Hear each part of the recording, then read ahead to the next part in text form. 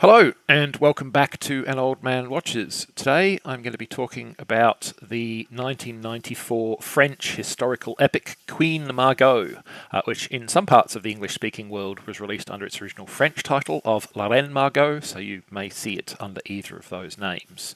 And I need to begin with a content warning. This film contains sexual violence and depictions of real-world historical atrocities. I need to address both of those to discuss the movie, so if you're not up to dealing with that right now, stop the video, go do something else. That's quite okay.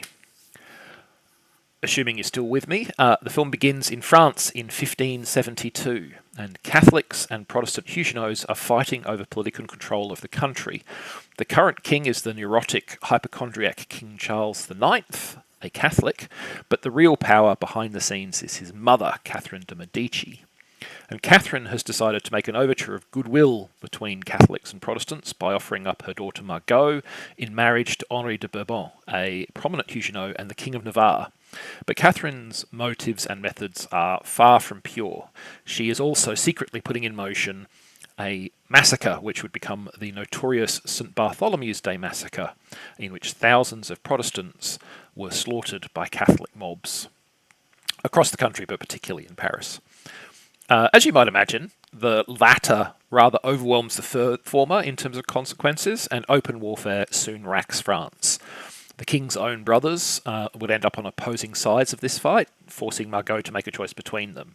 And in the midst of this, she also finds love, though not with the man who is her husband. So this film was a major success in its native France, and it also enjoyed considerable success in other markets. It was the highest grossing non-English language film in the UK in 1995, for instance. And it's pretty easy to see why. It has an excellent cast, including the luminescent Isabelle Adjani in the title role, truly spectacular costume and set design. From the sumptuous decadence of the court scenes to the grime of 16th century Paris, the film is a visual treat. It's also an engaging and interesting, though sometimes confronting, story. The film has much to recommend it, but it's definitely not going to be to all tastes. So let's talk about why. So Queen Margot opens with a double-barreled showcase of its fantastic visuals. First, we have the opulent wedding of Margot and Henri Navarre, with its sumptuous, ornately decorated bejeweled costumes and towering church interiors. And then second, only a short while later, we see Paris descend into a brutal orgy of killing as hundreds of people flee from their homes or through the streets only to be hacked down by hordes of violent mobs. Despite the grandeur that came before, this is the more ambitious and most grand set piece of the film, an unrelenting assault that remains with you well after the movie has moved on. Certainly when I first saw this film over a decade ago, this was the part that I always remembered. It's a confronting, sometimes quite shocking sequence, capturing the savagery of the real-world historical event. Estimates of casualties for the St. Bartholomew's Day massacre do vary, as estimates of such things usually do, but taken across the whole of France over the several weeks for which the violence ran, they could have amounted to as much as 30,000 deaths. The only downside to this powerful opening act is that the rest of the film, while well made and interesting, doesn't have quite the same punch. And also, the other downside, I guess, is it's pretty horrible. Good filmmaking, not very pleasant. Now, I've made some passing mentions to this already, but it deserves to be called out specifically. This is a confronting film. One of the first events is Margot's brother physically compelling her to marry Henri of Navarre. It's not the last time her siblings will be violent towards her, and she's far from alone in suffering such assaults. The film has many violent scenes, including some sexually violent content. It also contains strong sex scenes and a fair bit of nudity, both sexual and otherwise.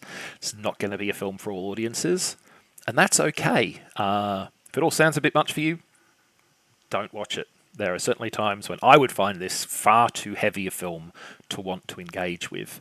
This is not a, every day of the year kind of put it on and have a good time kind of movie, and not every movie needs to be.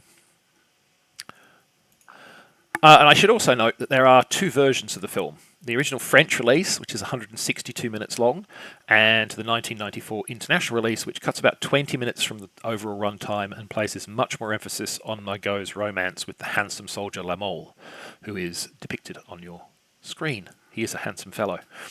This shorter version is the one I have seen and which I own on DVD. The full-length version is generally better regarded by critics and is now available for international audiences as well. So if you do decide to seek this movie out and you have the choice of which version to go with, I suggest the longer one, though I haven't seen it, but it is better regarded. However, if the shorter one is the only version you can find, I think it's worth seeing. It's the version I saw. I enjoyed it.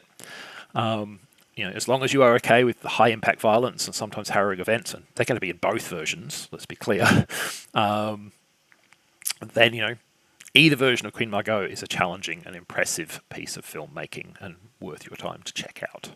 You may never want to watch it again after you've seen it, but it's worth your time to check out. Next time, there are good movies and there are bad movies. And then there's whatever the 1954 Misfire Island monster is. But that's next time. Until then, thanks for watching this video, and I hope you enjoyed it.